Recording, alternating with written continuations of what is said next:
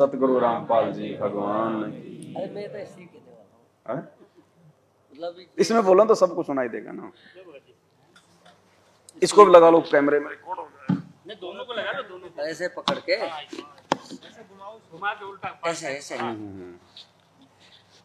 अभी जैसे कि ये बात इसके ऊपर चल रही थी, अभी कल ही एक भगत जी से मेरी बातचीत हो रही थी।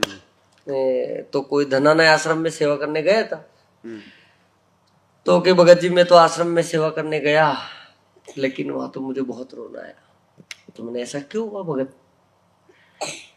तो कि मैंने देखा कि वो महेंद्र भगत जी आए फॉर्च्यूनर से, अच्छा सापा पट्टा बांध रखा सिर, फॉर्च्यूनर गाड़ी से वो आए कि मैंने देखा तो मेरे को, और ऐसा देख दुख के ऐसे चले गए। तो मैंने ये सोचा कि गुरु जी पे भी ऐसा ही केस था जैसा इनके ऊपर केस, इन पे भी वही केस लगा था, और इन्होंने तो 8 साल फरारी काटने के बाद भी एक महीने के अंदर अंदर आ गए थे। 1 महीने के अंदर अभी आ गए और खूब ऐसे घूम रहे, फॉर्च्यूनर कार से घूम रहे, वीआईपी ट्रीटमेंट उनके साथ, बॉडीगार्ड सारी चीजें। तो ये क्या है? मतलब ये क्या, कौन सा खेल है? मतलब कि उनके लिए कानून बदल गया, गुरु जी के लिए कानून अलग।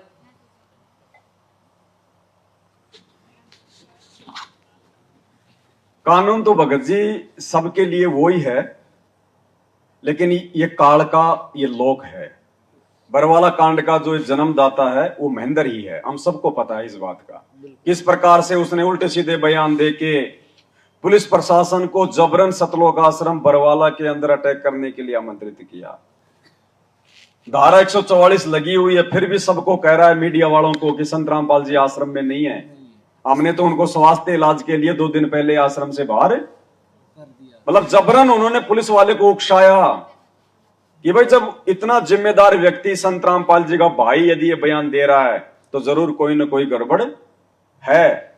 उस समय तो 3 तारीख से लेके 20 तारीख तक मैं भी स्वयं भी वही था, थे ना। तो प्रशासन ने देखा कि ना तो यहाँ चिड़ी आ सकती ना चिड़ी जा सकती, 144 धारा लगी हुई है, और संत रामपाल जी का भाई कह रहा है कि संत रामपाल जी आश्रम में है ही नहीं। तो जबरन पुलिस प्रशासन को आश्रम पे अटैक करना पड़ा कि माजरा क्या है। कहीं संत रामपाल जी वास्तव में कहीं जो है अंडरग्राउंड तो जो है नहीं कर दिए गए।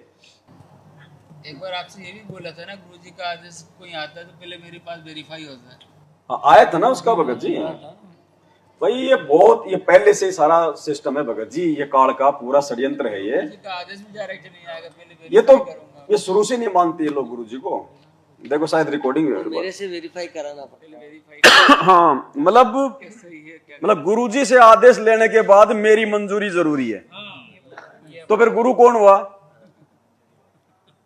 भाई? जब गुरु जी ने आदेश दे दिया कि बेटा तूने ये काम करना है, और उसके बाद में हमने महेंद्र से वेरिफिकेशन करना पड़ेगा कि गुरु जी ने जो कहा है वो काम हमने करना है कि नहीं करना, तो फिर गुरु कौन हुआ?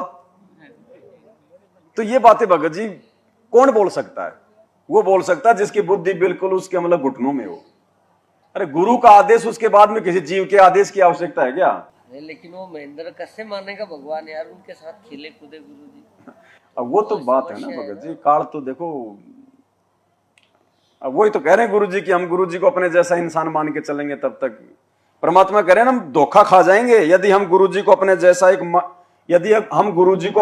एक मानुष मान के चलेंगे, उनके साथ में रहेंगे, तो कभी ना कभी बात बिगड़ेगी, और वो बात बिगड़ गई। देखो क्या कह रहे हैं गुरु जी, यदि तुम गुरु जी को अपने जैसा एक आम व्यक्ति मान के चलोगे और उनके साथ में रहोगे तो कभी न कभी मन में दोष आएगा। परमात्मा बताते हैं, गुरु मानुष कर जानते ते नर कहिए अंधे, ओवे दुखी संसार में आगे यम के फंदे। गुरु को मानुष कर जानते तो ते नर कहिए अंधे, और फिर होवे दुखी संसार में, फिर काल के फंद। पुणात्मा, हमने गुरु जी को परमात्मा मानना पड़ेगा। परमात्मा मानने से हमारी यह प्रॉब्लम सोल्व होएगी, नहीं तो नहीं हो सकती। हम अपने ही जैसा गुरु को मानने, एक मानुष रूप मान करके हम यदि उसके साथ रहेंगे तो कभी ना कभी दोष आपके मन में आवेगा। और ये दोष इन सब के मन में आ चुका है। यदि गुरु को मानुष मान के उसके साथ में रहेंगे तो मन में दोष आएगा। आ गया दोष और अपना धंधा शुरू कर दिया इन्होंने। क्या आवश्यकता है वे? कौन से भगत हमेशा आश्रम में रहेंगे? कोई महीने में 1 दिन के लिए जाएगा, कोई बेचारा 2 दिन के लिए जाएगा, इतना ही है ना। अरे 2 दिन की साथ संगति तो यहां भी है, तो क्या यहां हमने पूरा मतलब आश्रम बनाने की आवश्यकता है क्या? हमने कोई आश्रम बना रखा क्या? यहां ये किराए पे ले ली, परमात्मा की यहां पे 2 दिन जो है मतलब की महिमा हो जाएगी, उनकी चर्चा हो जाएगी, बस अपने अपने घर पे। आज आश्रमों की हमारे को जरूरत है ही नहीं, और ना आश्रमों की हमें कभी आगे जरूरत पड़ेगी। इस भक्ति मार्ग में आश्रमों के लिए कोई जगह है ही नहीं। अगर आश्रम हो गए तो पाखंड शुरू होगा, धंधा शुरू हो जाएगा। इसलिए परमात्मा ने अपने सत्संगों में पहले ही संकेत किया हुआ है कि सतलोक जाने से पहले ऐसी व्यवस्था करके जाऊंगा, बच्चों तुम्हें कहीं हांडने की जरूरत ही नहीं पड़ेगी, धक्के खाने की जरूरत ही नहीं पड़ेगी। घर पे रह के अपनी भक्ति करना और अपना काम धंधा करना। क्या करें गुरुजी? देखो सारे संकेत कर रखे हैं गुरुजी ने, शुरू से लेकर एंड तक सारे।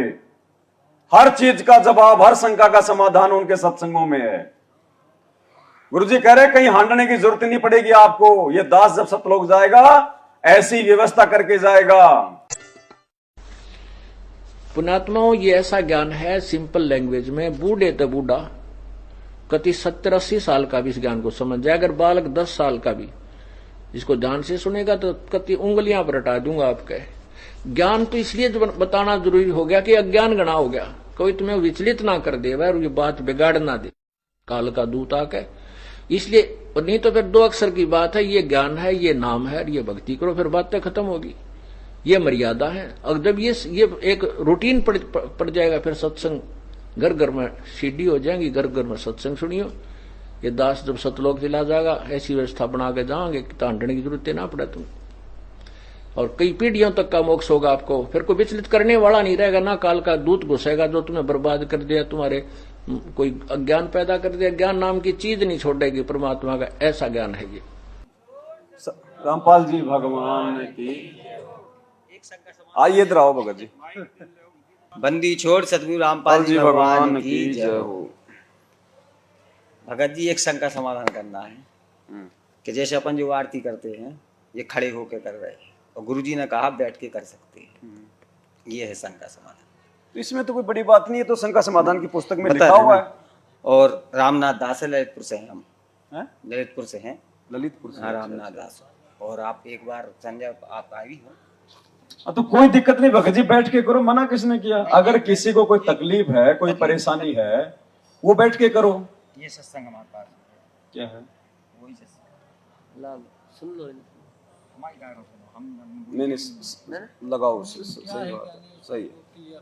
अपना मंत्र करता रहे, काम करता रहे, अपनी आरती बोल ले जा, नित्यनेम भी कर ले, रोटी बोए जा, नित्यनेम चलता रहे। आजकल तो आधुनिक बहुत से उपकरण हो गए, वैसे भी याद हो जाते हैं कुछ दिनों में। और नहीं बैठ कर अपनी किताब लेकर वह पढ़ ले। अब हवन हो गया तो हम अपना काम आप करेंगे, जब बात बनेगी। भगत जी कह रहे हैं, ये जो सत्संग इन्होंने सुनाया है, इस सत्संग में जैसे परमात्मा कह रहे हैं कि भाई अपनी रोटी भी पोई जा और अपना नित्यनियम भी कर ले, है ना। अपना कोई काम है, कोई झाड़ू पोछा है, वो भी अपना करते रहो और अपना नित्यनियम भी कर लो। भगत जी, ये जो परमात्मा ने जो बात बताई ना, ये प्रारंभिक स्थिति है एक भगत की। भक्ति मार्ग से जुड़ते ही आप किसी भगत को पूर्ण मर्यादाओं में रख के भक्ति नहीं करवा सकते। और जब परमात्मा सभी के सामने बैठ के जब अपने मुख कमल से ये सत्संग करते हैं, तो परमात्मा जो है उस सत्संग में सभी के लिए संकेत करते हैं। यानी उस सत्संग में भगत जी कोई सारनाम प्राप्त भी बैठा है, उसमें कोई सतनाम प्राप्त भी बैठा है, उसमें कोई प्रथम नाम वाला भी बैठा है, और एक व्यक्ति ऐसा है जो आज खाली सत्संग ही सुनने आया है। तो परमात्मा सभी के हिसाब से उसमें जो है वो सत्संग करते हैं, और जिसको जो बात समझ में आ जाती है उस हिसाब से उस बात को जो है वो पकड़ लेता है। अब आपकी बात को दो प्रकार से परमात्मा इसका समाधान करवाएंगे। भगत जी को थोड़ी सी यहां डाउट ये हो गया कि गुरुजी कह रहे हैं कि अपना नित्य नियम भी अपना जो है लगा दो, अपना वो करते रहो। नहीं, और बैठ के पुस्तक लेके भी कर सकते हैं भाई, अपन तो हाँ, कोई बात नहीं, कोई बात नहीं। शांति से बैठने का मतलब क्या होता है वो भी आपको समझाएंगे भगत जी। मतलब चाहे मतलब बैठ के कर लो नित्य नियम, अपना काम करते करते कर लो, अपना जो मर्जी कर लो।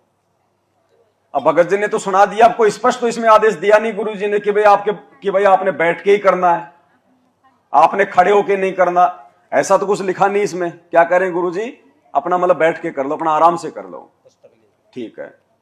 अब एक छोटा सा सत्संग सुनाऊंगा भगत जी मैं भी आपको परमात्मा का, 2 मिनट का, ठीक है। अभी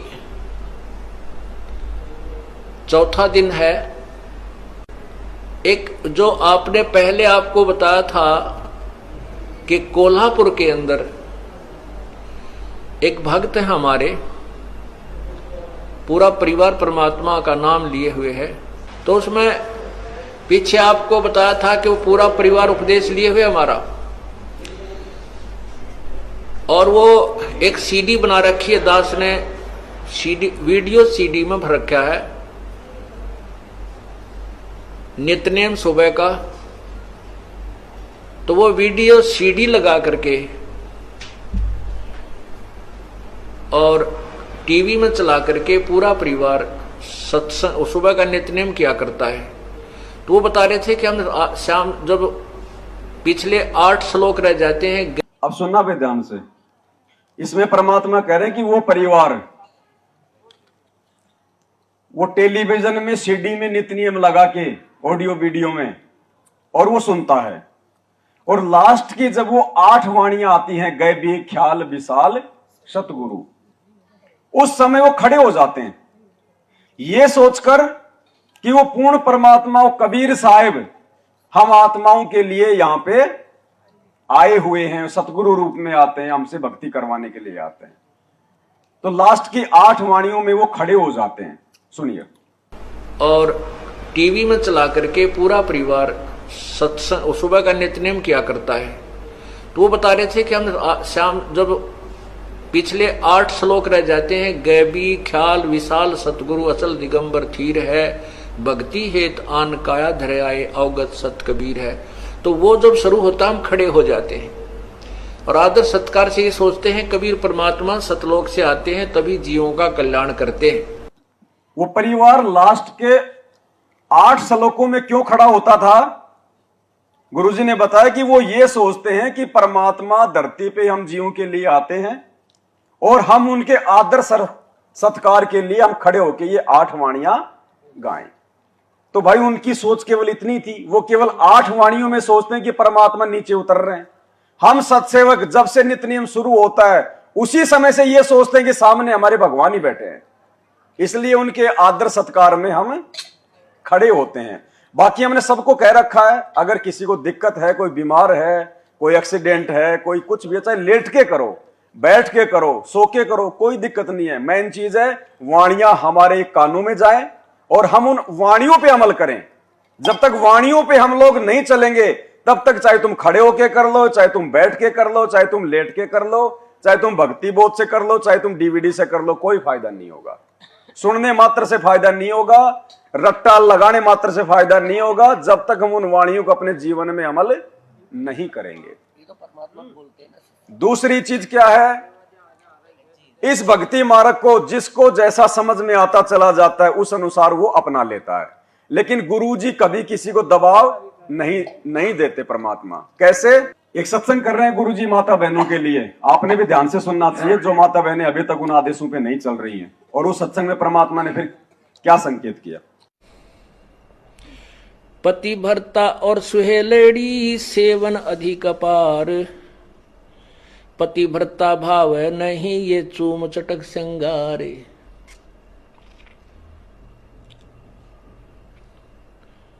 पुण्यात्माओं,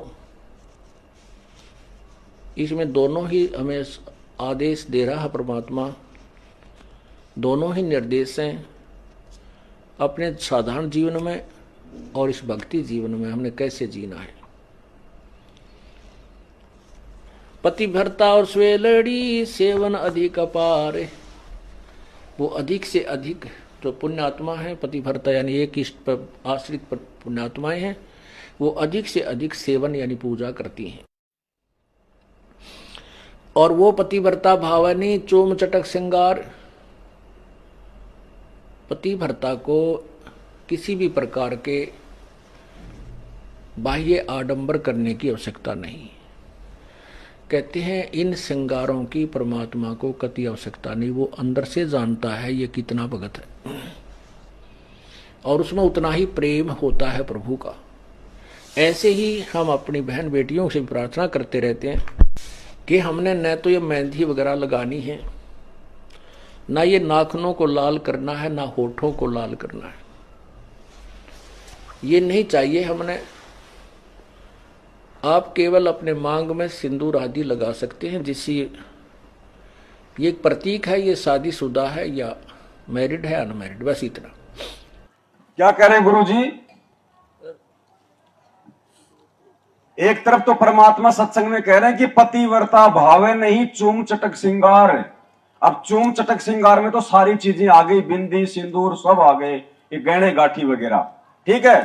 तो अब ये तो आदेश दे दिया परमात्मा ने उनको जो काफी वर्षों से परमात्मा की भक्ति कर रहे हैं। मतलब सत्संग परमात्मा तो पूरी भीड़ के लिए कर रहे हैं, अब उसमें हर प्रकार के सामने जो है भगत बैठे हुए हैं। तो सबसे पहला संकेत तो परमात्मा ने उनके लिए कर दिया जो काफी वर्षों से परमात्मा की भक्ति कर रहे हैं कि पतिव्रता भाव नहीं चूम चटक श्रृंगार। हमने बाह्य आडंबरों की आवश्यकता नहीं है, उस परमात्मा को पता कि अंदर से ये कितना भगत है। सख्त आदेश हो गया मालिक का कि हमने अगर भक्ति करनी है तो किसी भी प्रकार का बाह्य आडंबर हार श्रृंगार वगैरह नहीं करना है। फिर आगे क्या कह रहे हैं गुरुजी? उनके लिए जो खाली सतनाम तक हैं, क्या कह रहे हैं कि मांग या फिर बिंदी दोनों में से एक लगा सकती हैं, जिससे यह पता चल जाए कि यह शादीशुदा है या फिर यह कुंवारी है। हमें क्या मतलब भाई, हम शादीशुदा है कि हम कुंवारे हैं? हमने भक्ति करनी, हमने दुनिया को यह थोड़ी दिखाना कि मैं कुंवारी हूं या मैं शादीशुदा हूं। लेकिन क्योंकि सतनाम तक भी आत्मा ज्ञान में इतनी दृढ़ नहीं होती है, वो अपने सास ससुर का, अपने आड़ोसी पाड़ोसियों का, अपने पियर वालों का वो ताने वगैरह नहीं सुन सकती कि तूने तो ये भी छोड़ दिया, तूने वो भी छोड़ दिया। तो परमात्मा कहते हैं कि भाई मतलब जो है बिना ज्ञान के झगड़ा बढ़े, वो बेचारी वो परेशान हो, इससे अच्छा है चाहे वो मांग भर ले, चाहे बिंदी निकाल ले, ताकि उसकी निंदा ना हो, क्योंकि उसको ज्ञान नहीं, अभी वो संघर्ष नहीं कर पाएगी। इसलिए परमात्मा ने उन आत्माओं को जो भक्ति मार्ग पे संघर्ष नहीं कर सकती, जिनको ज्ञान थोड़ा है, उनके लिए मालिक ने छूट दे दी कि आप या तो बिंदी या फिर आप सिंदूर, दो में से एक चीज लगा सकती हो, जिससे यह साफ हो जाए कि ये शादीशुदा है या फिर ये कुंवारी है। और तीसरे प्रकार का जो है आदेश परमात्मा फिर क्या दे रहे हैं आगे? फिर मालिक कह रहे हैं जिनको ज्ञान है उनको आवश्यकता नहीं है। सुनिए, ऐसे ही हम अपनी बहन बेटियों से प्रार्थना करते रहते हैं कि हमने न तो ये मेहंदी वगैरह लगानी है, ना ये नाखूनों को लाल करना है, ना होठों को लाल करना है। ये नहीं चाहिए हमने। आप केवल अपने मांग में सिंदूर आदि लगा सकते हैं, जिससे ये एक प्रतीक है, ये शादीशुदा है या मैरिड है अनमैरिड, बस इतना। वो भी लगाना चाहें तो लगा सकते हैं, अन्यथा कोई आवश्यकता नहीं है। अन्यथा कोई आवश्यकता के लिए है जो नए नए आते हैं उनको एकदम हर एक क्रिया। ये किन के लिए है? ये उनके लिए है जो नए नए आते हैं, उनको एकदम हर एक क्रिया से विपरीत होना पड़ता है, इसलिए वो थोड़े से घबरा जाते हैं। जब ज्ञान हो जाएगा फिर आपको ये शरीर मिट्टी नजर आओगा। इस मिट्टी के घड़े को कितना श्रृंगार है, कितना इसके ऊपर चित्र सुंदर लगा दे, इसमें वस्तु जल नहीं है तो ये व्यर्थ है। अब परमात्मा ने छूट भी दे दी स्पष्ट रूप से, फिर आगे चल के मना भी कर दिया कि जिस दिन आपको ज्ञान हो जाएगा ये मिट्टी नजर आएगी, इस मिट्टी को आप कितना संवारोगे? जल नहीं है। और वहां परमात्मा कह रहे हैं कि या बिंदी या सिंदूर, दो में से एक लगा सकते हो। और सबसे पहले कह रहे हैं कि भाई ये पतिव्रता भाव नहीं चूम चटक श्रृंगार। जो असली जो आत्मा होगी, जो असली जो पतिव्रता आत्मा होगी, वो तो बिल्कुल भी इन चीजों का उपयोग। तो भगत जी, सत्संग में सभी प्रकार की आत्माएं बैठी होती हैं, परमात्मा ने हर प्रकार की आत्मा के हिसाब से सत्संग करने होते हैं। जैसे जैसे हमें ज्ञान होता चला जाएगा उस आधार से हम अपनी क्रियाओं को आगे बढ़ाते जाएंगे। अब यदि हम खड़े होकर आरती करते हैं तो ये तो है नहीं कि हमारे भाव कोई बल्कि नीचे गिर रहे हैं, डाउन हो रहे हैं, नहीं हो रहे ना। अब देखो सबसे बड़ा मैं आपको एग्जांपल दूंगा, सबसे बड़ा, उसके बाद आप समझ जाओगे कि हमने आरती खड़े होके करनी चाहिए या फिर बैठ के करनी चाहिए। सतलोक आश्रम बरवाड़ा में आप में से कितने भाइयों ने नाम लिया हुआ है? हाथ खड़े कर दो एक बार, ठीक है, नीचे कर लो। तीनों समय की आरती सतलोक आश्रम बरवाड़ा में हम खड़े होके करते थे या फिर हम लोग बैठ के करते थे? जोर से बोलो। बैठ के करते थे ना। और भोग की आरती खड़े होके, क्यों? अरे वो भी तो आरती थी। तीनों समय की आरती भी आरती है, भोग की आरती भी आरती है, अन्नदेव की आरती भी आरती है। सभी आरतियां हम लोग बैठ के करते थे। और जब भोग लगाया जाता था उस समय हम लोग 42 मिनट तक आज लगा साहिब को भोग खड़े होके करते थे ना। सिर पे कपड़ा बांधते थे ना। क्यों? क्योंकि उस समय हम सबको पता था कि ये कबीर भगवान को भोग लगने जा रहा है, ये भगवान की आरती हो रही है। और गुरुजी को हम भगवान नहीं मानते थे उस समय, इसलिए हम लोग बैठ के आरती करते थे। तो अब हमने पहचान लिया कि वो कबीर यही है जिसकी भोग की आरती हम आश्रम में करते थे। तो बाकी तीनों समय की आरती फिर हम भाइयों कैसे बैठ के कर लेंगे? आज गुरुजी आपके सामने आके बैठ जाए, आप बैठ के आरती आप करोगे क्या? आपकी हिम्मत ही नहीं पड़ेगी अगर आपको ज्ञान है तो। वो संध्या आरती में क्या आता है? परमात्मा की वाणी है, खड़ा रहूं दरबार सू आठों। तो ये तो देखो अपने अपने ज्ञान के ऊपर है, अपने अपने भाव और ये श्रद्धा के ऊपर है। गुरु को सम्मान देना हुआ ना। ये कोई जबरदस्ती नहीं है कि आप लोगों ने अगर खड़े होकर आरती नहीं करोगे तो भाई आपका मोक्ष नहीं हो पाएगा। नहीं, ऐसा कुछ नहीं है। दास तो आपको यहां तक भी कहता है कि ये जरूरी नहीं है कि आप भोग नहीं लगाओगे तो आपका मोक्ष नहीं हो पाएगा। मोक्ष के लिए तो मर्यादा जरूरी है, लेकिन वो मर्यादा निभाने के लिए हमारे भाव बढ़े, उसके लिए हमने गुरुजी को भोग लगाना पड़ता है। भोग लगाने से यह साबित हो जाता है कि हमने इनको परमात्मा मान लिया। क्योंकि आश्रम में भोग लगाया जाता था ना भगवान को, हलवे राम का, तो उस समय हम किसको मान रहे थे? दाढ़ी मूछ वाले को। और अब भगवान हमने इनको मान लिया, ये है भगवान, तो फिर हम भोग किसको लगाएंगे? इनको लगाएंगे। और जब भोग की आरती जब हमारे को परमात्मा ने सिखाया आश्रम में, भाई जो है खड़े होके करनी है, तो बाकी तीनों समय की आरती भी तो हम इसी भगवान की कर रहे हैं, तो क्या वो नहीं करेंगे हम खड़े होके? तो ये तो एक कॉमन सेंस की सी बात है, इसमें कोई ज्यादा तो देखो खड़े होके होती थी जो आश्रम में। और जो अपनी भोग की आरती क्यों भाई? भोग की आरती क्यों होती थी खड़े होके? मजदूरी पे गए हैं, समझ रहे आप, मजदूरी पे गए तो खड़े होके आरती करेंगे हम लोग। मजदूरी आप बैठ के करते हो, आप खड़े होके करते हो? खड़े होके करते। तो फिर आरती खड़े होके करने में दिक्कत क्या आ रही है? देखो कैसे दिक्कत नहीं। जब 2 टाइम की रोजी रोटी के लिए 8-8 घंटे हम लोग सर पे टोकरी रख के इधर उधर घूमते रहे, और भगवान के लिए उनको खुश करने के लिए खाली आधे घंटे में हमारे पैर थोड़े दुख रहे हैं। देखो वो एक रोजी रोटी है, अगर नहीं करते हैं तो कहाँ से मतलब जुगाड़ कट होगी काम धंधे की, तो वो तो एक मजबूरी हो गई। और परमात्मा ने उस धंधे से ज्यादा महत्व किस चीज को देने के लिए कहा? तो गुरुजी ने इसीलिए तो कहा कि ये चलते फिरते उठते बैठते भक्ति करो। वो उनके लिए भगत जी, जो लोग अभी समय नहीं निकाल पा रहे, जो भक्ति से ज्यादा जो अपनी रोजी रोटी को महत्व दे रहे हैं, वो उनके लिए है। जैसे वो तो चाहे ना करो आरती, उसमें भी कोई दिक्कत नहीं है। अब 2013 से हमने नाम दीक्षा ली, तो 2013 से हम मालिक की दया से अंगूठा टेके पढ़े लिखे भी नहीं है, लेकिन फिर भी अक्षर ज्ञान है तो अपना पकड़े रहते। आरती जो पुस्तक है वो लेके हमेशा बैठ के ही करते हैं,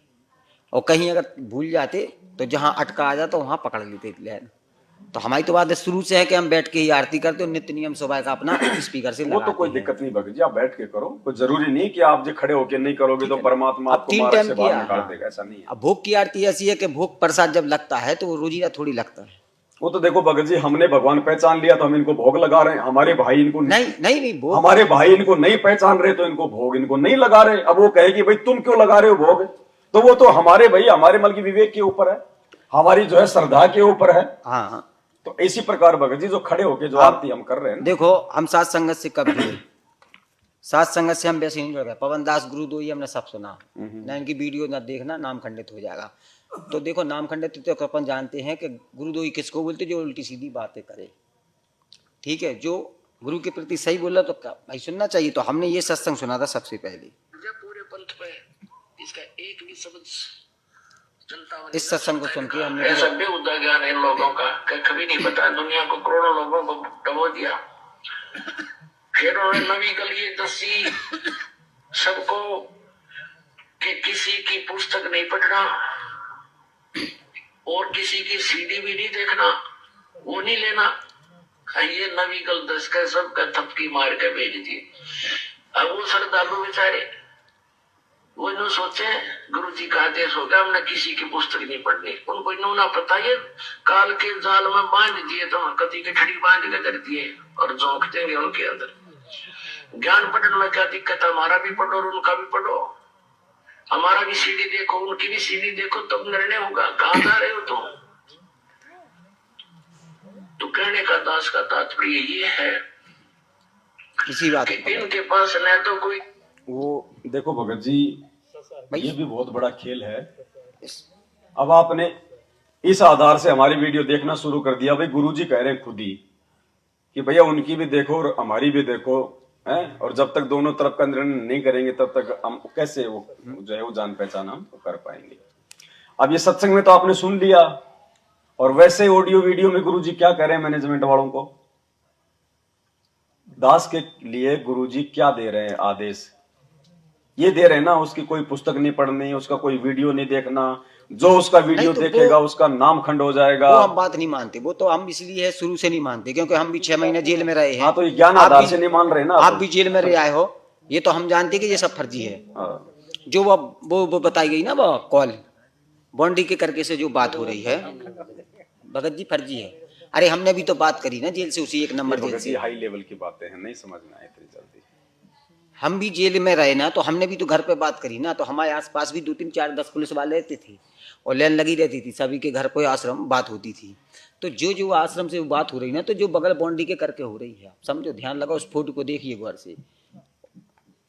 ये तो उल्टा सीधा एक दूसरे की तस्वीर जो बदल देते हैं ना, ये लोग डुप्लीकेट भी बन जाता। किसी की कोई भी आवाज बोल सकता है। ये नहीं हम मानेंगे भगत जी, ये फर्जी है। और फिर जो गुरुजी ने सत्संग सुना दे तो ये किस लिए सुना दे? हमारे लिए हम इसी को आधार मानते हैं, बाकी के हम किसी को नहीं मानते। सत्संग किसके लिए? सत्संग फाइनल है। देखो ये अध्यात्म है, ये सत्संगों से समझा जाएगा। गुरुजी ने क्या बताया?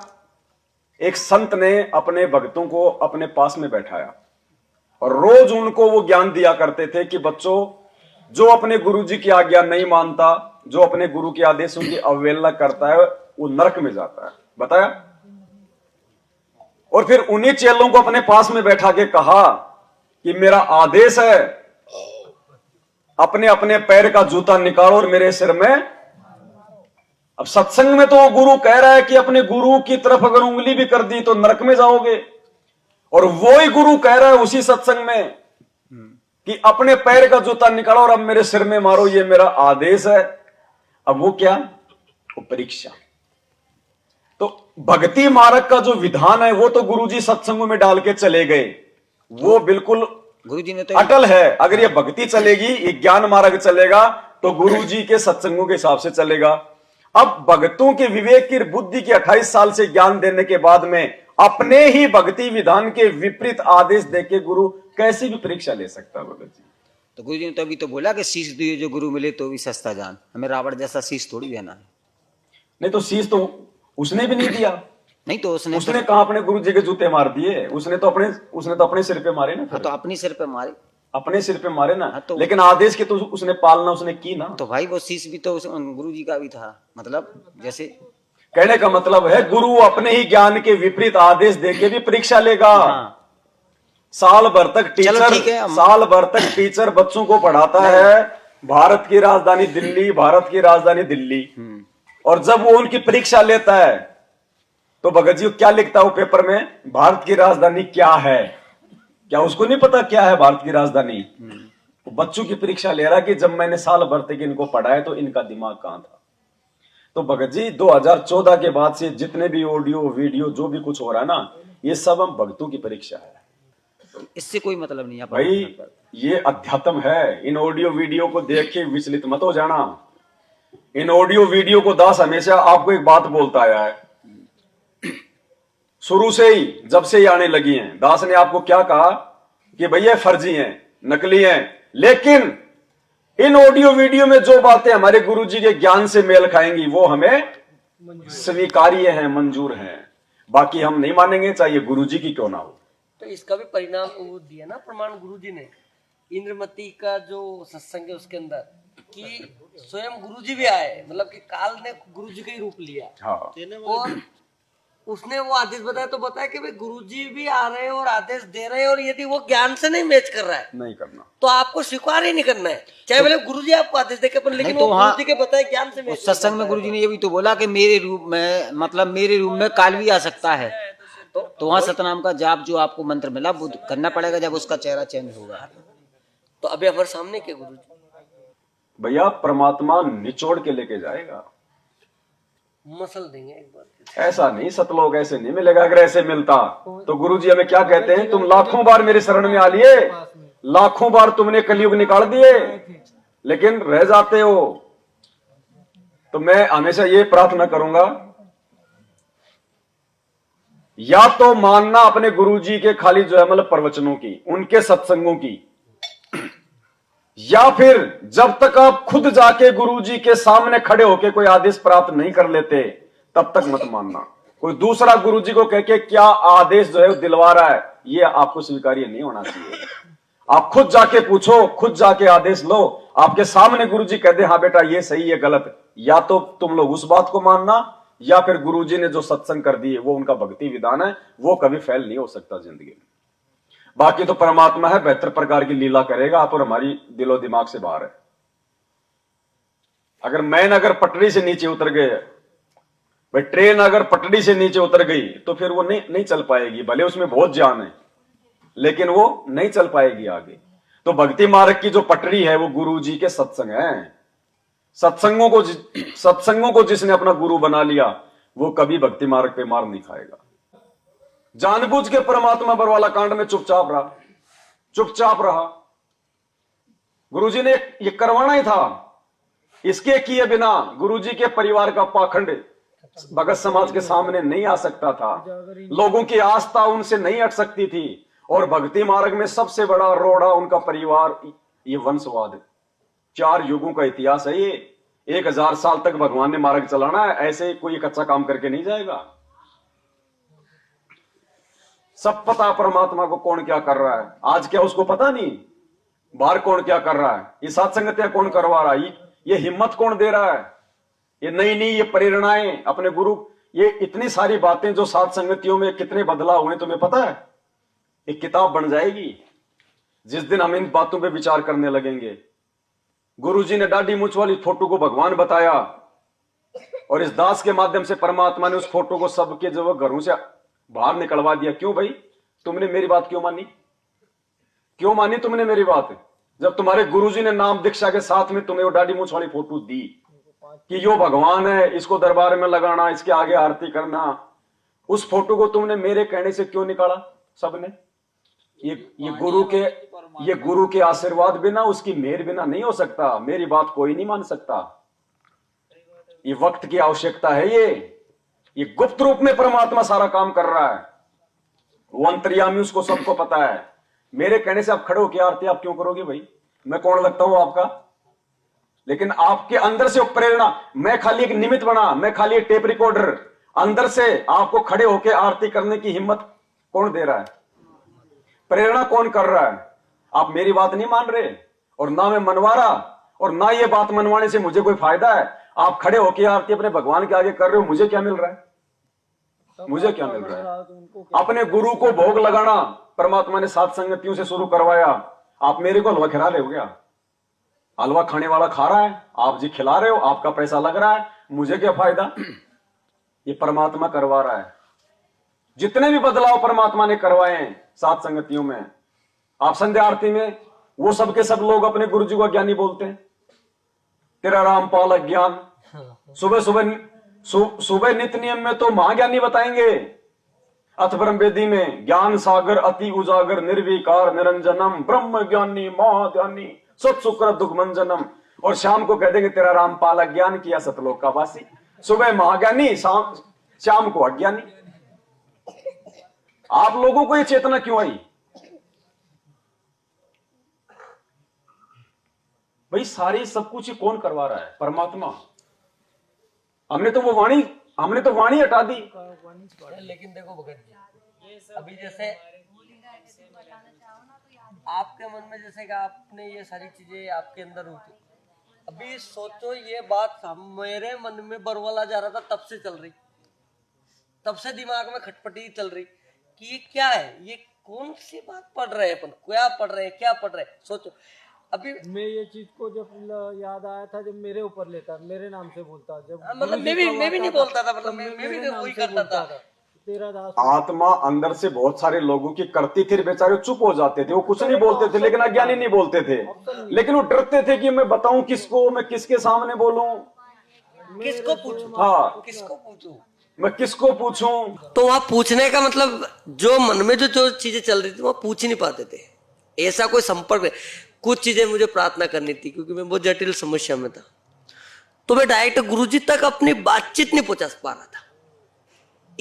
जब तो मैं आश्रम की घटनाएं बता रहा हूं, मैं हर महीने में 2 बार चला जाता था आश्रम में, लेकिन वो भी सबकी बुद्धि ऑफ थी उस समय। हाँ, बरवाला कांड तक की बुद्धि ऑफ थी। बरवाला कांड में पूरे से तो 19 तारीख 20 तारीख को वहां से निकले, 19 तारीख तक वहां रहे। ये सद्बुद्धि परमात्मा ने अपने भक्तों को उनके सत्संग समझने की बरवाला कांड के बाद में दी।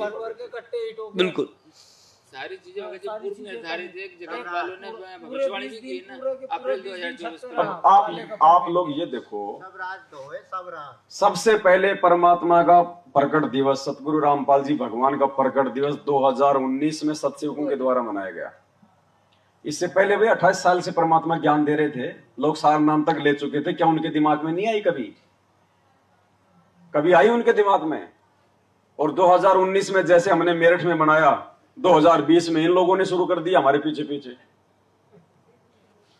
कहीं ना कहीं परमात्मा हमको आगे चला के और फिर इनको एक मतलब मैसेज दिलवा रहे हैं, और हमें इस बात की हमें खुशी है कि चलो हमारी कॉपी कर रहे हैं लोग, लेकिन कम से कम ये थोड़ा थोड़ा लाइन पे तो आ रहे हैं। लेकिन परमात्मा कहते हैं नकल में भी अकल चाहिए। ये नकल भी उसी समय सक्सेस होगी जब आप अपने गुरु को परमात्मा मानोगे। तो कहने का मतलब है, देखो साध संगति में किसी प्रकार का कोई दबाव किसी पे नहीं है।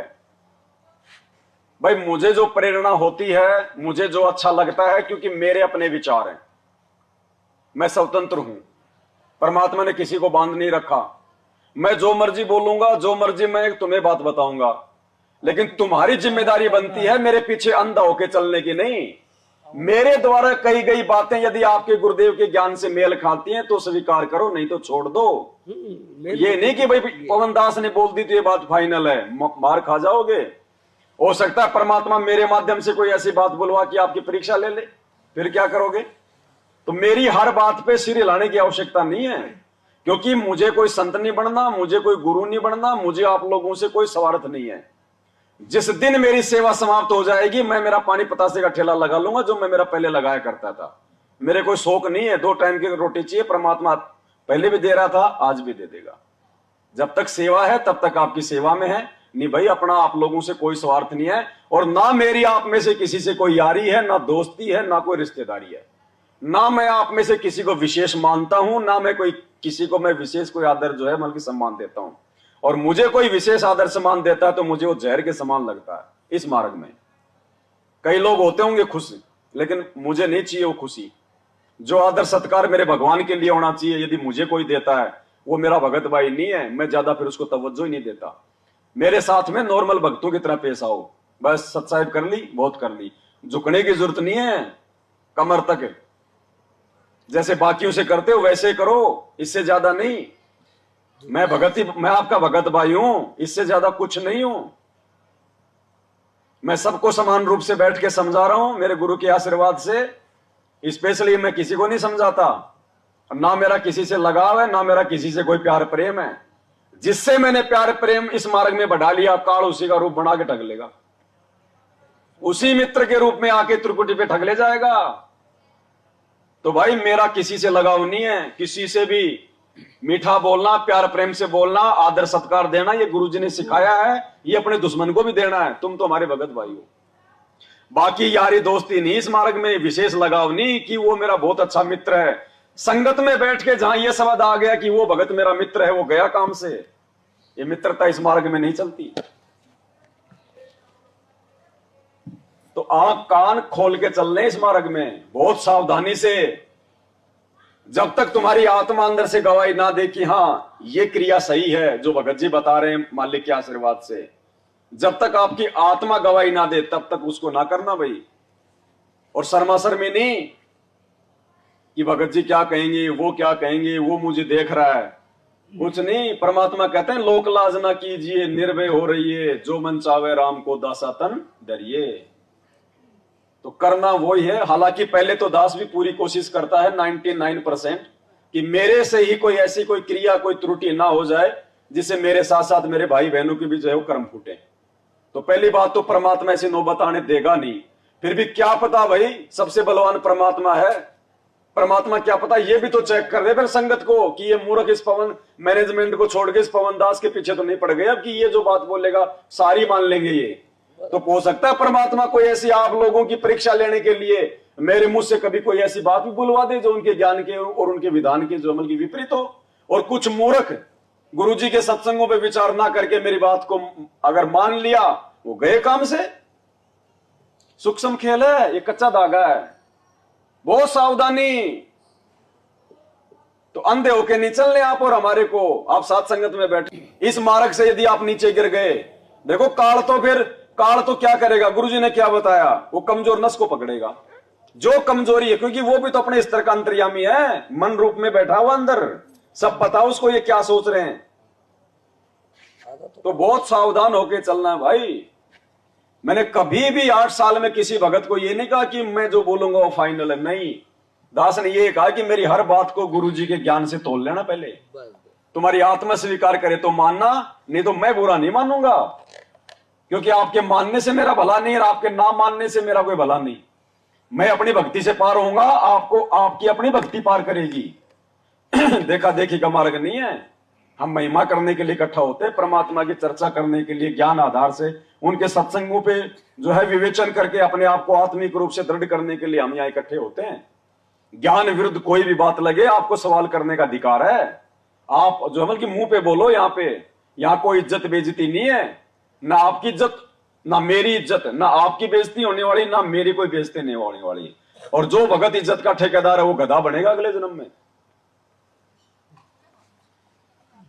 तो बहुत सोच समझ के परमात्मा ने धरती पे भगवान उतरा हुआ है, हर प्रकार से छान छान के लेके जाएगा, छान छान के। मुझे तो संदेह है अगर एक विमान भी अगर भर जाए तो परमात्मा का एक विमान भी। हाँ जी, रियलिटी भगत जी। जब 4 युगों में एक आत्मा भी नहीं गई, 4 युगों का इतिहास उठा के देख लो, सतयुग, त्रेता, द्वापर और ये कलयुग वर्तमान समय तक का। अगर एक भी आत्मा सतलोक गई हो तो मुझे बता दो गुरु जी के सत्संगों से।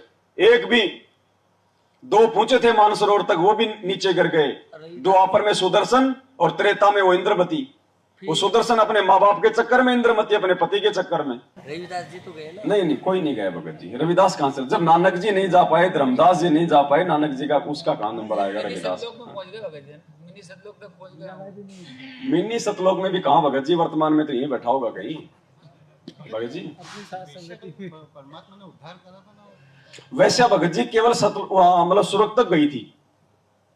जो गणिका थी ना, जिसको परमात्मा ने परीक्षा के लिए निमित्त बनाया था, केवल वो सुरग तक गई है, आगे नहीं गई। चमरा जुल्हा तर गए और छिपा नाई रे, गणिका चढ़ी विमान में सुरगापुर दाई रे। दास जो बोलेगा मालिक के ज्ञान से बोलेगा, मैं अपने मन से नहीं बोलता कुछ भी। मालिक की खुद की वाणी है। चमरा जुल्हा तर गए और छिपा नाई रे। तर गए मतलब यहाँ के जो बाकी हम जो 64 लाख थे मूर्ख, उनसे उत्तम हमारी गति हो गई। मतलब हम 650 साल से मानव जन्म लेके आ रहे हैं, हम लोग ये नरक भोगते आ रहे हैं, और उन आत्माओं को परमात्मा ने बीज रूप में कहीं बैठा दिया, मिनी सतलोक में या कहीं भी, और वर्तमान समय में डायरेक्ट उनको जन्म दे दिया। वो बार बार माँ के गर्भ वाला वो नरक भोग के नहीं आए। ये है नेकी संबंध कहां से पार हो जाएंगे भगत जी। सत्संग सुनो ध्यान से। वो देखो ठीक है, उनके भाव थे भगत जी, भगत जी भाव थे, जो है उनकी श्रद्धा थी, लेकिन ज्ञान नहीं था, ज्ञान नहीं था भगत जी। नेकी ने क्या बोला अपने पति को,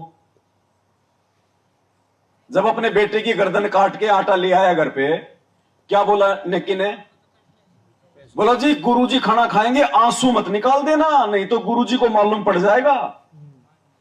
तो क्या उसको पता नहीं था? वो अंतर्यामी कहां मान रहे थे परमात्मा को कि तू रोना मत, नहीं तो गुरुजी को पता चल जाएगा कि ये बेटा काट के आए हुए हैं। क्या उसको पता नहीं था कि अंतर्यामी है? सारा खेल तो वही करवा रहा था। जानबूझ के परमात्मा ने परिस्थितियां पैदा की थी भगत जी उनकी परीक्षा लेने के लिए। और संबंध तो कहां से पार हो जाएगा? उसके तो मन में ही आ गया था कि भाई आज अगर मेरे पास में माड़ताड़ होता तो मुझे अपने बेटे की गर्दन नहीं काटनी पड़ती। तो उसको तो परमात्मा ने फिर सम्मन सेठ बनाया, सम्मन वो सेठ बनाया, फिर अगले जन्म में जो है नौ शेरवा का बादशाह बनाया, फिर उसको अब्राहिम सुल्तान बनाया। सम्मन वाली आत्मा तो थी अब्राहिम सुल्तान। भगत जी पार होने का समय ये है। आज इतने सत्संग सुन के 24 घंटे कान के मोबाइल लगा लगा के मजदूरी करते करते साफी से ये मोबाइल बांध लेंगे यहाँ पे, और इतने सत्संग सुनते सुनते उनकी बुद्धि भ्रष्ट हो रही है। और उस समय तो साल 2 साल में कहीं जब गुरुजी आते थे तब सत्संग सुनने को मिलते थे। वो कैसे पार हो जाएंगे भाई? गुरुजी ने क्या बताया? 64 लाख में 2 पार हुए। कौन? अर्जुन। और मुक्ति बोध जो आपके सबके घरों में होगी उसमें लिख रखा है गुरुजी ने, अर्जुन सर्जुन का भी वर्तमान में जन्म होगा। कबीर सागर का सरलार्थ पेज नंबर 212 और 213 के नीचे पढ़ना, मीराबाई का जो है वर्तमान में जो है जन्म होगा, साफ साफ लिखा हुआ है। रविदास जी का कहाँ लिखा है? अब ऐसे तो 64 लाख का कहां लिखा हुआ है? अब 2-4 का लिख दिया, संकेत कर दिया ना परमात्मा ने। पार होने के वक्त 2-3 स्टेज बताई परमात्मा ने, स्वर्ग चले गए, सतलोक चले गए। देखो परमात्मा ने सत्संग में बताया कि 2-3 आत्माएं थी जो परमात्मा के ज्ञान को समझी, लेकिन आगे चल के वो भी जो है फेल हो गई थी। अब एक बात बताओ फिर, ऐसे तो आप इस हिसाब से तो जब परमात्मा ने 650 साल पहले हाथी पे बैठ के जब परीक्षा ली थी तो रविदास को और गणिका को तो मालूम था कि परीक्षा हो रही है। उन्होंने तो कोई दोष परमात्मा में जो है देखा ही नहीं, तो वो तो फेल हुए नहीं। और फेल नहीं हुए तो उनको तो सतलोक में जाना था, फिर वो शुरू क्यों गई भाई? जब उनका गुरु फेल हो गया, जब उनका गुरु ही फेल हो गया, जब भगत जी सर्वानंद जैसे फेल हो गए, मालिक ने सिर्फ बताए 1.5 या 2 मतलब वो मतलब एक ही है बस। वो 1.5 और 2 दोनों वो एक ही है, चाहे 1.5 कह दो चाहे उनको 2 कह दो, बात एक ही है कि वो 2 पार हुए थे। और वो भी इतने पार हुए कि उनको फिर से जन्म लेना पड़ा। तो आए कि नहीं आए फिर से वो, और उसके बाद भी वो पार नहीं हो पाए। अब गुरुजी ने मुक्ति बोध में लिख दिया साफ साफ, उन दोनों का नाम लेके लिख दिया, अर्जुन और सर्जुन का। अब है वो भगत जी सारे अब हैं। देखो परमात्मा क्या कह रहे हैं। एक वाणी सुनी होगी आपने, 2 शिष्य थे गरीबदास जी महाराज जी के, सबसे मैन। देखो हर युग में परमात्मा आता है, 1 या 2 आत्माएं उनके मैन होती हैं। 650 साल पहले आए तो उनके कौन था? धर्मदास, ठीक है। गरीबदास जी आए तो कौन था? भूमड़दास। और भूमड़दास से भी ज्यादा 2 भगत थे उनके, संतोष दास और बनखंडी दास। नानक जी के बाला और मर्दाना। हर युग में परमात्मा 1-2 को तो अपने पास में रखता है। देखो परमात्मा क्या कह रहे हैं। अब इन बेराह गरीबदास जी आए थे, 2 संतों का प्रमाण मिला है जो सारे हरियाणा में पार हुए। एक संतोष दास, एक कलाहौड़ के अंदर उसका बनखंडी दास, उन दोनों के वहां आश्रम बने हुए। वो भी इतने पार हुए से वो फिर जन्म लेना से उन्होंने। तो जब गरीबदास जी जब अपने चेलों को पार नहीं कर पाए तो अर्जुन सर्जुन को कैसे पार कर देंगे? खाली उनकी बैटरी चार्ज करनी थी भगत जी। पूरा सुन लो भाई। अब इन बेराह गरीबदास जी आए थे, 2 संतों का प्रमाण मिला है जो सारे हरियाणा में पार हुए।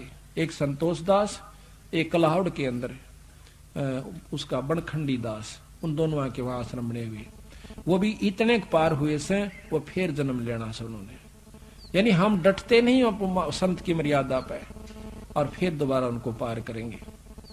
तो अब बताओ, इब हम भी फेल होए ऐसा? हम तो कुछ भी जीव नहीं, उनकी आंख सामने भगवान खुद आए, उन पर विश्वास नहीं किया हमने इसी प्रकार नहीं मानते, क्योंकि हम फिर उन संतों के चक्कर में पड़े हैं जिनको बड़ी बड़ी जटार लटार धारावाहिक वो चालान से तनों को नारा संत तो वो सब, ये तो एक साधारण जाट से, ये तो जमींदार मेरे हार, ये तो फलानी का दो छोरा से, ये तो दोता है ना हमारे गांव का। गरीबदास ने नो क्या करते, राज वहां मंदिर बड़ा का माथा टेका सा नाक रगड़े से उसके आगे जाके, और ये फेल होता भगवान आता है तो क्या सींग लगा का आवेगा या कोई और काम करके आवेगा, वो कारण होता है। पर उस समय हम फेल हो जाते हैं, फिर उड़ा मंदिर बनाते हैं, मूर्ति लावा सा, फिर पूजन लाग जावा, समय जब मानते नहीं उसकी एक भी। अरे एक मान लेते तो एक का पार कर दे, इतना बड़ा ग्रंथ लेके बंदी छोड़, क्या उन्होंने बताया नहीं होगा, क्या उन्होंने समझाया नहीं होगा, दुनिया को बहुत कहा होगा। पर हमारा जो उल्टी बुद्धि फेर रखी काल ने, या सुलटी होना मुश्किल से, भक्ति मुश्किल नहीं है। मकर तार में ही मैदान, सूर्य संत पहुंचे सुजान, बहते को बैजान न दे, सतगुर पूरे खेवट हैं, शब्द अतीत हमारी जात, गरीब दास गुदा ना गात। शब्द अतीत हमारी जात, गरीब दास गुदा ना गात।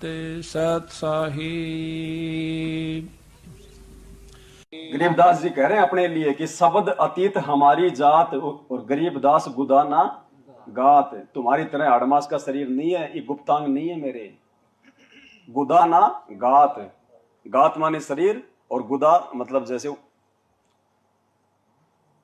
और आप रविदास की बात कर रहे हो, देखो सबके नाम तो परमात्मा लिखेंगे नहीं, सारे के सारे सूरवीरों के। जब काशी में चिट्ठी डाली गई थी शेख तकी के द्वारा है, और भीड़ इकट्ठी हो गई काशी में, और रविदास जी परमात्मा की झोपड़ी में थे उस दिन, और सुबह सुबह रविदास जी लोटा लेके लैट्रिन करने गए, और जब उन्होंने भीड़ देखी और दो चार से पूछा कि भाई काशी में इतनी भीड़ क्यों, तो बोले रे काशी वालों तुम कौन सी दुनिया में रहते हो, तुम्हें पता नहीं कबीर भंडारा कर रहा है। कौन कबीर? वो जुलाया कबीर।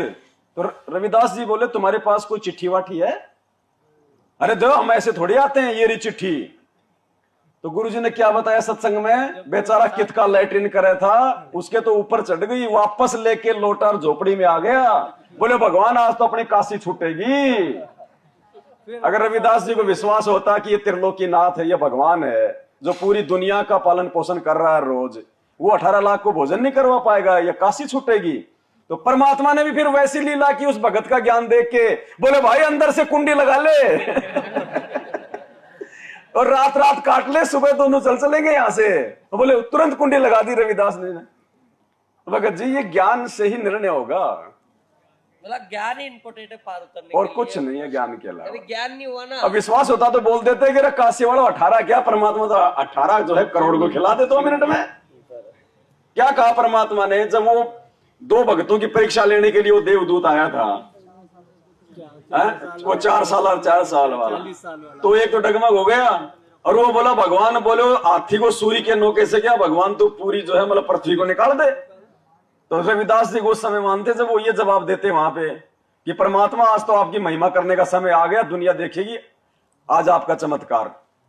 और रविदास कहता है कोई दिक्कत नहीं, हमारा भगवान बंदी छोड़े जो पूरी दुनिया को खिला रहा है, क्या दिक्कत। जी विचार करने की बात है, सत्संग से सारे निष्कर्ष निकलेंगे। मगर ये जो भक्ति योग 1000 साल चलेगा तो उसमें पार होंगे कि परमात्मा के जाने के बाद। चलिए एक बात और अपनी वो बीच में लग गई वाला जो बताया था परमात्मा ने, ने हल पक्षी का उदाहरण जो दिया था ना, हाँ। तो परमात्मा जाएंगे उसी समय पार हो पाएगा। तो जाने के बाद कौन पार होगा? जो 1000 साल तक जो भक्ति युग चलना है, भक्ति युग चलेगा, पार कोई नहीं होगा ना। तो सतयुग के लिए वर्तमान में जो भक्ति कर रहे हैं, चाहे मैनेजमेंट वाले हो, चाहे सत्सेवक हो, चाहे और कोई हो, और संत रामपाल जी के रहते सहते जो पार नहीं हो पाए, जो उनके साथ सत लोग नहीं जा पाए, तो ये भक्ति का भगत जी ये प्रतिफल तो देगा ना परमात्मा। 1000 साल तक मानव जन्म प्राप्त करके वो सुख भोगेंगे, पार नहीं हो पाएंगे। पार वही होंगे जो संत रामपाल जी के रहते सहते, या संत रामपाल जी के रहते सहते जिन्होंने नाम ले लिया और संत रामपाल जी के जाने के बाद जो पूर्ण मर्यादा में रहे, वो ही पार होंगे। वो डीवीडी से नाम लेने वाले उनके जाने के बाद में पार नहीं होंगे भगत जी। डीवीडी से लिया नहीं, गुरु जी के जाने के बाद में जो डीवीडी की व्यवस्था की जाए वो पार नहीं हो पाएंगे। जी इसका तो एक जगत वालों ने एक आरटीओ भी निकाली थी ना 2018 जो मेरठ सत्संग जो चालू हुआ सात संगति, क्या मेरठ की जो सात संगति चालू हुई थी 2018 से और 2024 अप्रैल 18 अप्रैल 2024 तक जो विशेष जुड़ाव चालू होगा भक्तों का, इसके लिए 18 अप्रैल 2014 तक परमात्मा जो है अच्छी अच्छी आत्माओं को जोड़ लेगा। उसके बाद में हम आपस में संपर्क ही नहीं कर पाएंगे, ऐसी परिस्थितियां पैदा हो जाएंगी, ये कनेक्शन कट जाएंगे, मोबाइल बंद हो जाएंगे, ऐसा तानाशाह सिस्टम पैदा हो जाएगा, दुनिया को दुनिया से काट दिया जाएगा। राष्ट्रपति शासन का आज हम आपस में हम लोग इकट्ठे हुए हैं, इकट्ठे होने का माध्यम क्या है? मोबाइल। जब कल कोई मोबाइल ही बंद कर देंगे, इंटरनेट ही बंद कर देगी ये गवर्नमेंट, फिर क्या करोगे? किसको कौन उससे पहले पहले परमात्मा हमारे को ये खीर खिला रहा है, ये तैयार होना, दृढ़ हो जाओ। उस समय ना तुम्हें कोई पवनदास समझाएगा, ना तुम्हें कोई और समझाएगा, ना तुम कहीं आ सकोगे ना जा सकोगे, तुम्हारा खुद का ज्ञान और हिम्मत तुम्हारे काम आएगी। उस समय आत्मनिर्भर बनना पड़ेगा हमारे को। आज से स्वावलंबी जीवन जीना चालू कर दो। गरीब ऐसा सतगुरु हम मिला, अलल पंख की जात। अब जो अलल पंख होता है वो आता है नीचे अंडे के रूप में, सामान्य रूप से रहता है सामान्य प्राणियों की तरह, उन्हीं पक्षियों में खेलना खालना है, वो होता है ना। तो सतगुरु सामान्य भूमिका कर रहा है, और जब अलल पक्षी यहां से जाता है तब वो क्या करता है? हाथियों को लेकर जितने भी लेके जा सकता है, जितने भी उसकी वो कैपेसिटी है, 4, 5, 10 ले जाता है ना। क्या उसके बाद कोई हाथी चला जाएगा उस अलल पक्षी के पास में? अलल पक्षी के जाने के बाद क्या कोई हाथी अपनी तरफ से वो चला जाएगा? बिल्कुल। तो जब तो परमात्मा कह रहे हैं गरीब ऐसा सतगुरु हम मिला, अलल पक की जात।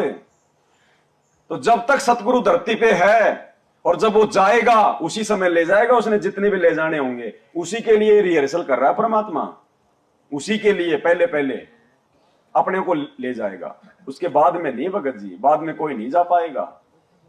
और क्या कह रहे हैं परमात्मा? गुरु जी कह रहे हैं यदि तुम मेरे रहते सहते भगत नहीं बनोगे, जो मेरे रहते सहते पार नहीं हुआ वो बाद में कहां से हो जाएगा? बाद में तो तुम्हारे ऊपर जो है कोई दबाव ही नहीं रहेगा, अंकुश ही नहीं रहेगा कोई। अरे टीचर सामने बैठा है और उस समय बच्चा स्कूल में जो शरारत कर रहा है और टीचर कहीं बाहर चला गया तो वो बच्चा एक सभ्य विद्यार्थी बन जाएगा? जो गुरु के रहते सहते ही नहीं मान रहा, वो गुरु के जाने के बाद में कहां से विद्यार्थी बन जाएगा? क्या क्या कह रहे हैं गुरु जी? चलो मान ले ईब आपने सुख भी हो गया, रह भी गए, और कंटिन्यूस 5-6 जन्म आपके मनुष्य के भी हो जाएंगे ईस कमाई थे वर्तमान के भक्ति से। और आगे श्रद्धा, क्योंकि आगे घटेगी जब दास यहाँ मौजूद है। अभी गलती करोगे तो आगे कौन से पार हो जाओगे तुम? अब तो हर तरह से मर्यादा आपको समझाता हूं, ये बताता हूं ये गलती मत करो, तुम्हें फाउल पॉइंट बताता हूं कि ये गलत, ये पॉइंट फाउल है, तेरा नाम खंड हो गया। तो अब भी जर रह जाओगे तो फिर आगे कैसे पार होगे तुम? जब ये दास चला जाएगा सतलोक, फिर तुम पर अंकुश नहीं रहेगा, ज्ञान तो रहेगा, लेकिन कुछ ऐसी मर्यादा बन जाएंगी जो पुण्यात्मा बचपन से भक्ति अपने बच्चों को रंग में रंग देंगे, वो आने वाले समय में इतना जल्दी नहीं बिगड़ेंगे। और जो वर्तमान में बिगड़ जाएगा तो आगे गलती हुई पड़ी है उस तक। तो इसलिए इस समय को ज्यादा नहीं बढ़ाना आपने, यानी 1000 साल तक मत बढ़ाओ इस समय को। गुरुजी कह रहे हैं जो तुम आज ही पार नहीं हो पाओगे मेरे रहते सहते, मेरे जाने के बाद में कैसे पार हो जाओगे? तुम्हारे ऊपर कोई अंकुश ही नहीं रहेगा। जब आज गुरुजी के रहते सहते तुम स्टेडियम ठोक रहे हो, तो गुरुजी के जाने के बाद तुम मतलब भगत बन जाओगे? तो भगत जी ये बहुत थोड़ा समय है, बहुत थोड़ा समय इस धरती पे ये मोक्ष का। और दास इसीलिए चीख रहा, चिल्ला रहा है कि ये मेरा नहीं है साथ संगति, ये परमात्मा ने चलाई अपने भगत छांटने के लिए।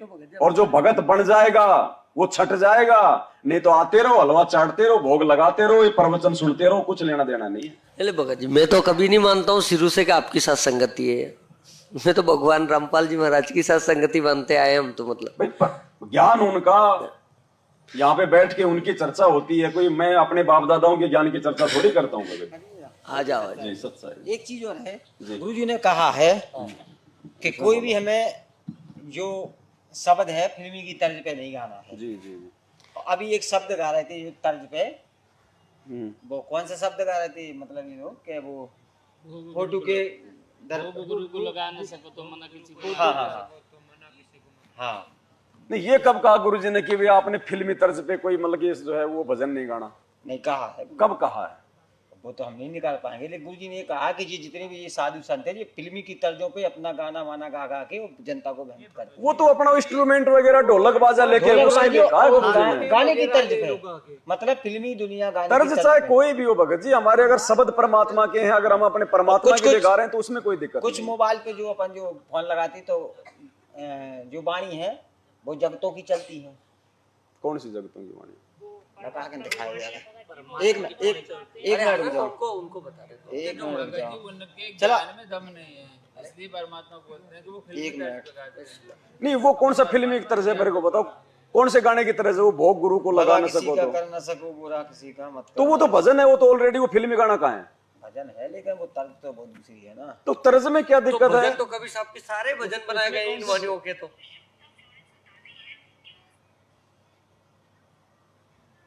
ये भी तो ये देख, एक मिनट रुको, कहाँ है स्पीकर? गायब है क्या? स्पीकर खोल दो ना बाहर से।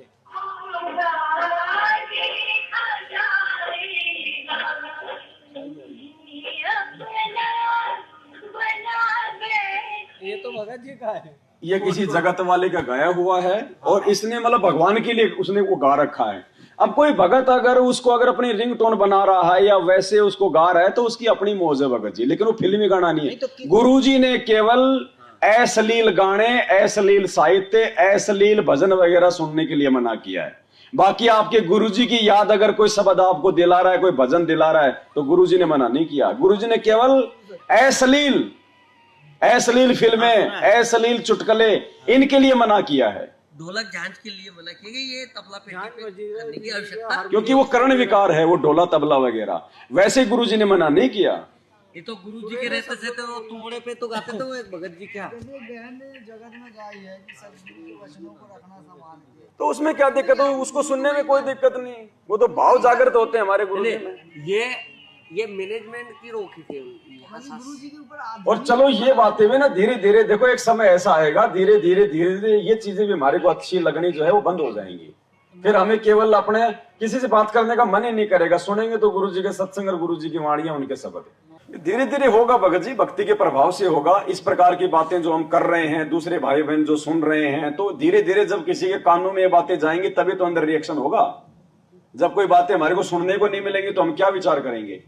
तो ये सारी प्रोसीजर वही चल रही है सात संगतियों के माध्यम से। उन आश्रमों में आपको ये बातें सुनने को नहीं मिलेंगी किसी भी प्रकार की, वहां बैठ ही नहीं सकते आप 5 मिनट भी। और इतनी भीड़ में कोई वहां पे ज्ञान चर्चा नहीं हो सकती भगत जी। वहां तो आरती नहीं कर पाते लोग ढंग से, बैठ के भी नहीं कर पाते। वो खड़े होके वो कहाँ आरती करेंगे? बैठ के नहीं कर पाते वो। बैडमिंटन खेलते खेलते उनके नित्य नियम चल रहे हैं वहां पे। ना ट्रॉफी में गुरु जी का फोटो लगाया, ट्रॉफी में जो जीतेगा उसे ट्रॉफी देंगे और गुरु जी का फोटो वाले। नहीं, वो अभी जो गुरु जी के वो मतलब ये जो ये है ना जूता चप्पल जो है चरण पाद का, वो भी बिक रही थी नामदान। अच्छा 600 रुपए में बिकती है ना। हाँ, तो मैंने कि भाई नहीं तो वो मिर्ची पे सत्संग से सुनाया ना गुरुजी ने राम रहीम का, उसका कि राम एक मिर्ची रहीम वाला। 2.5 लाख, एक मिर्ची 2,500 रुपए की बिकी थी ना, किसी 25 किलो। इसमें गुरुजी ने ट्रैक्टर चलाया, फलाना किया, तो यही वो कर रहे हैं गुरुजी। सेम पाखंड है भगत जी। ये फलाना ढिका, ट्रकों के ट्रक बेचे इन्होंने चप्पलों के, ट्रकों के ट्रक। ना कर पाए। 24 में क्या स्थिति होने वाली, किसके लिए संकेत करवाया था परमात्मा ने? 24 में क्या स्थिति होने वाली है? स्थिति तो आज भी हो रही है, तो आप और हमें जो हमें महसूस नहीं हो रही स्थिति, तो आज भी जाके देखो जगत में क्या हो रही है। स्थिति तो भयंकर है भगत जी। भोग प्रसाद लगाते हैं तो गुरुजी ने कहा है कि 10 का अगर वीडियो लगा के भोग प्रसाद लगाओगे, भोग आरती करोगे तो ये सभी को लाभ होगा। कब कहा परमात्मा ने? वो आपकी वीडियो ही देखी थी, उसमें भी ना मैं तो कुछ नहीं। नए डाली थी वीडियो। हम जब जुड़े नहीं थे इस साथ संगत में, वीडियो देखी थी तो वो उस समय तक थी जब तक हम गुरुजी को भगवान के रूप में नहीं ले रहे थे। अब भगवान हमारे गुरुजी को भोग लगा रहे हो और गुरुजी अपनी आरती करेंगे खुद ही। क्या हमें याद नहीं है भाई? मैंने ये कहा था उस वीडियो में, जिस आदमी को जो है पढ़ना नहीं आता, जो बूढ़ा है, वो गुरुजी का वीडियो लगा के आरती कर ले, भाई वो बेचारा वैसे कैसे करेगा? सही बात। अगर उसके घर में कोई और भगत नहीं है और उसने भोग लगाना है, उसको खुद को आती नहीं, उसको पढ़ना नहीं आता, वो कैसे भोग लगाएगा? हाँ। तो उसकी तो वो मजबूरी है। इमरजेंसी के लिए ही गुरुजी ने ये 3 समय की ऑडियो वीडियो बनाई है। हमने इनको रूटीन में लगा दिया। तो जो भाई अनपढ़ है वो गुरुजी का वीडियो लगा के, ऑडियो लगा के, चाहे आरती भी करो चाहे भोग की आरती भी करो, वो ठीक है। बाकी मुझे पढ़ना आता है, फिर भी मैं गुरुजी को भोग लगा रहा हूं, और मैं गुरुजी से मतलब की भोग लगवा रहा हूं। खुद कोई गुरुजी भोग लगा रहे हैं, फिर तो हम क्या कर रहे हैं? फिर आराम से बैठ के तो चलो तो ठीक है, भाई हम भक्ति भी गुरुजी कर रहे हैं, आरती भी गुरुजी कर रहे हैं, फिर हम क्या करेंगे? हम काम करें ना। वो उनके लिए जिनको ये पढ़ना लिखना नहीं आता। देखो भगत जी, मालिक ने संकेत छोड़े, ऑडियो वीडियो से आरती होती नहीं है। ये तो परमात्मा ने फिर 6 साल बाद में जाके ऑडियो वीडियो बनाई है, मजबूरी में। 19 गुरुजी नाम कब से दे रहे हैं? 1994 से। और ये डीवीडी कब बनी है ऑडियो वीडियो की? 2000 में करोथा आश्रम में बैठ के बना रखी है ना। 1999 में बना था करोथा आश्रम। अच्छा, तो 1999 लगा लो चाहे 2000 लगा लो, नाम दे रहे हो 94 से। 6 साल बाद जाके गुरुजी ने ऑडियो वीडियो बनाए हैं डीवीडी में। तो गुरुजी ने ये भी तो 94 से 2000 तक 6 साल तक उन्होंने जिन जिन भक्तों को नाम दिया वो कैसे आरती करते थे? नहीं, तो गुरुजी ने ये भी तो बोला कि भक्ति बोध से करते थे। हाँ, जो गुरुजी ने बोला कि जो मेरी दास की जो कैसेट लगाएंगे, जब वाणी जहाँ फैलेंगी तो पेड़ पक्षी जो भी है सभी को लाभ होगा। हाँ, तो ये सत्संग सुनो ना परमात्मा के, सत्संग नहीं, मालिक के शब्द सुनो, मालिक की वाणियां सुनो। नित्य नियम जो बताया है सुबह का, अरे तो नित्य नियम ही वाणी है कि खाली नित्य नियम का असर होगा क्या? बाकी वाणियों का असर नहीं होता। सत्संग भी है, नित्य नियम भी है। तो हम भी तो परमात्मा की वाणियां उच्चारेंगे। तो वही हो रहेगी। नहीं तो दुनिया कबीर जी की वाणियां गा रही हो, कबीर जी ने भर रखी है क्या? भगत जी उसमें भी बोले ना, पहले वो पत्थरों के आगे खड़े होके जय गणेश का गणेश जी ने डीवीडी भर रखी थी क्या अपनी आवाज में?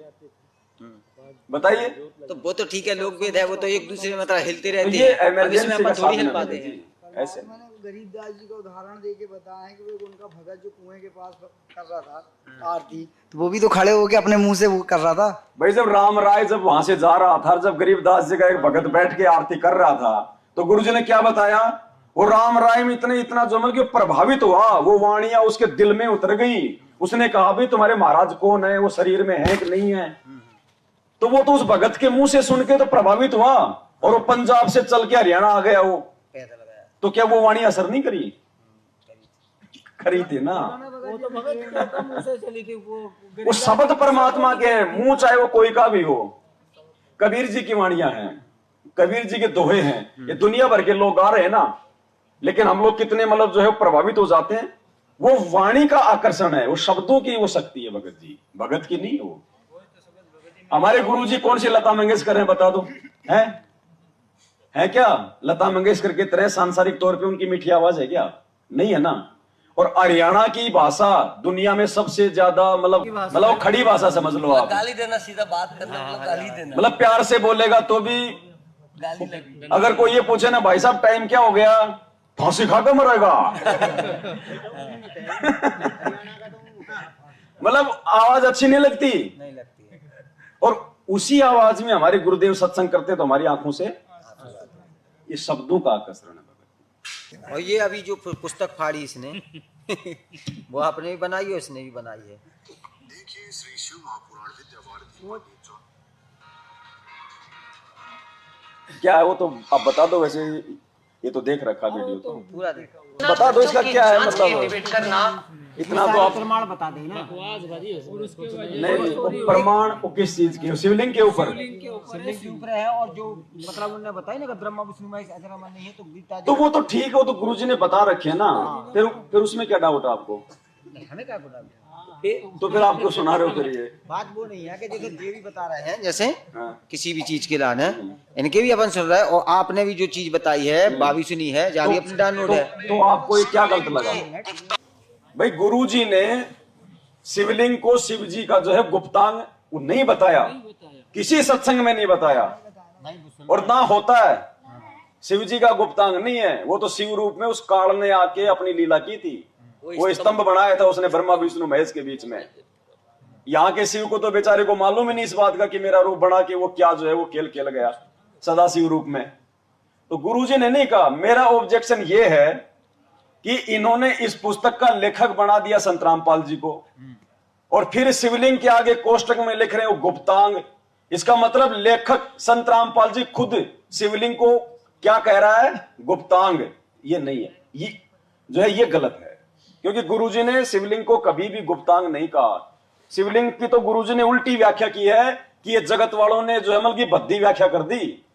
जगत वालों के विचार बताए गुरुजी ने कि जगत वाले कहते हैं तो शिवलिंग को शिव जी का गुप्तांग समझ के उसकी जो पूजा कर रहे हैं, जबकि असल में शिवलिंग क्या है गुरुजी ने क्या बताया। पुण्यात्माओं, दास ने अपनी पिछली वीडियो में भी जिक्र किया था कि जिसका बाप एक है उसकी बात एक, और जिसके बाप अनेक हैं उसकी बात अनेक। संत रामपाल जी महाराज जी का आज भी शिवलिंग के ऊपर एक ही सत्संग है, एक ही बात है, और पहले भी एक ही सत्संग और एक ही बात थी। उन्होंने शिवलिंग को शिव जी का लिंग नहीं बल्कि शिव जी की शक्ति का प्रतीक बताया है। सुनिए उन्हीं के मुख कमल से।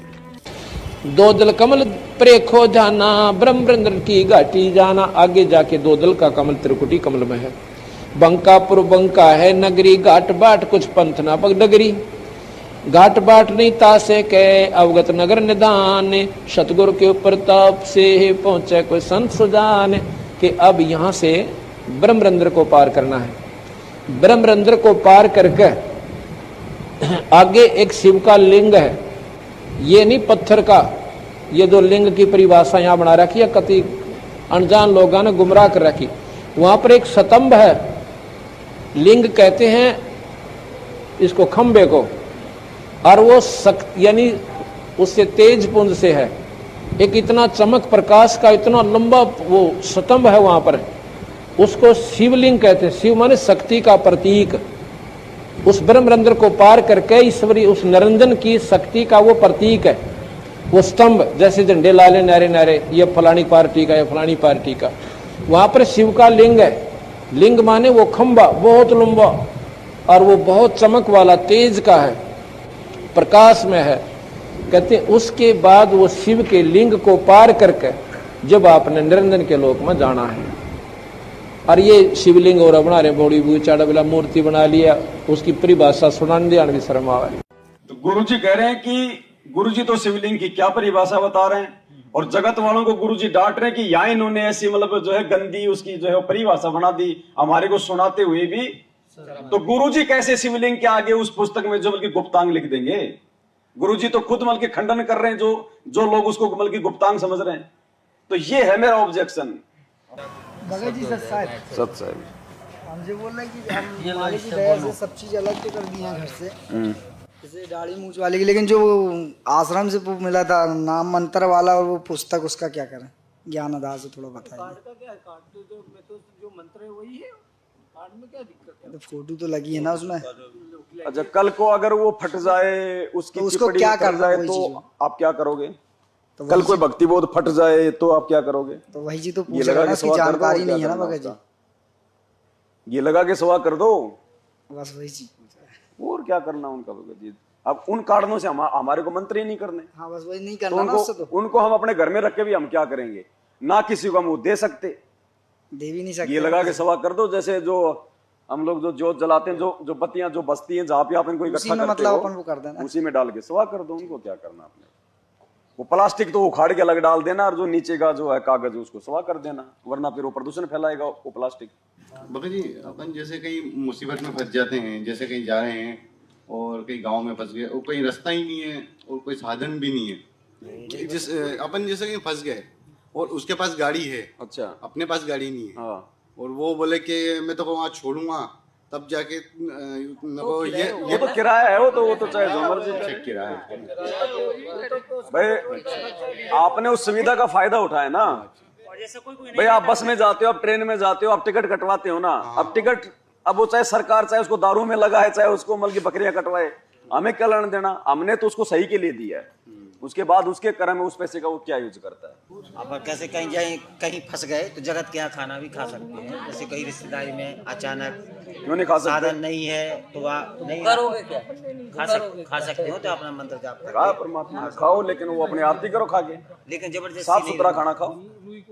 अपन तो मालिक की दया से जब से नाम दीक्षा नहीं, शादी ब्याह इतना किसी कहा की गुरु जी जाती ने, नहीं है। जिस घर में मीट वगैरह का यूज होता है ना, उस घर में नहीं खाना चाहिए। स्पष्ट मना कर दो भाई। आपने फिर वहां पे रुकना ही क्यों है? पहली बात तो अपना रुकना काम ही करके नहीं है। निकलो। अगर कोई मजबूरी है, कोई दिक्कत है, गाड़ी चूक गई है, बस नहीं मिली है, तो कोई दिक्कत नहीं, रुक सकती है वहाँ पे। मुझे सत्संग में बताया गुरु जी ने दो प्रकार से समझाया सत्संग में जी। हर बात की गुरु जी दो प्रकार से। जिसको ज्ञान नहीं है वो कर सकता है, जिसको ज्ञान हो गया वो नहीं जाएगा। शादी में आपकी मर्यादा टूटेगी टूटेगी भगत जी। अब आज किसी को ये पता लग गया कि आपके कैंसर है और उसके घर में से ब्याह हो छोरे का लड़के का, और उसको कोई नो के आजा डांस कर ले, नो के तू जा मेरा अपना काम करे, हो रहा डांस, मेरी तो 7-8 नौरी है, अब करके दिखाओ डांस, बजाओ डीजे, सुनो गाने। तो पुण्यात्माओं, संत पहले ही सतर्क होते हैं, इसलिए वो बकवाद अच्छी नहीं लगती उन्हें, अपना भजन करते हैं। कोई बाढ़ में कुआं पड़ो, पड़ते रहो, बजाए जाओ डीजे, अपना जाना भी वैसे तो वहां से टलो, और जाना भी पड़ जाए तो अपना फॉर्मेलिटी करके कोण में बैठ जाए अपनी माला लेके। क्या करें गुरु जी, पहले तो शादी विवाह में जाने से आप बचो, और फिर भी जाना पड़ जाए तो एक कोण में बैठ के माला लेके बैठ जाए। जब कोण में जाके माला लेके बैठनी तो फिर जाके क्या करोगा? कोई बाढ़ में कुआं पड़ो, पड़ते रहो, बजाए जाओ डीजे, अपना जाना भी वैसे तो वहां से टलो, और जाना भी पड़ जाए तो अपना फॉर्मेलिटी करके कोण में बैठ जाए अपनी माला लेके, और वो करते रहे जो तुमने करना फंड। तो पुण्यात्मा, आम संसार तक यूं कहेगा भाई तू ऐसा के मायूसा रहता है, तेरा के बिजली गिर गई, ऐसा के नुकसान हो रहा है, तू नाचता गाता कोई ना, तो उसके लिए माथा नहीं मारा है, घड़ा नहीं बोल रहा है। कहते हैं साकट और सवान को उल्ट जवाब नहीं दे। उसने न्यू कह दिया भाई मेरी कोई ना रुचि, मेरी इच्छा नहीं बनती, बात खत्म हुई। समाज कहता रहेगा, जब उनके साथ बनेगी जब पता लगेगा, उनके साथ तो दुर्घटना होगी जब डरेंगे। हम पहले डर जाते हैं, तो समझदार वही होता जो पहले डरे। नहीं तो चोट लगेगी भगत जी, क्योंकि वहां जाने मात्र से मर्यादा खंडित होगी। आप कुछ भी मत करो, फिर भी आपकी मर्यादा खंडित होगी। क्यों? क्योंकि आपने उस परंपरा में, उस आन उपासना में आपने जो है वहां जाके वहां पे आपने सहयोग कर दिया। उस भीड़ में भीड़ करना सहयोग करना है। जब तक हम जाना नहीं छोड़ेंगे, जगत वाले मनाना कैसे छोड़ेंगे?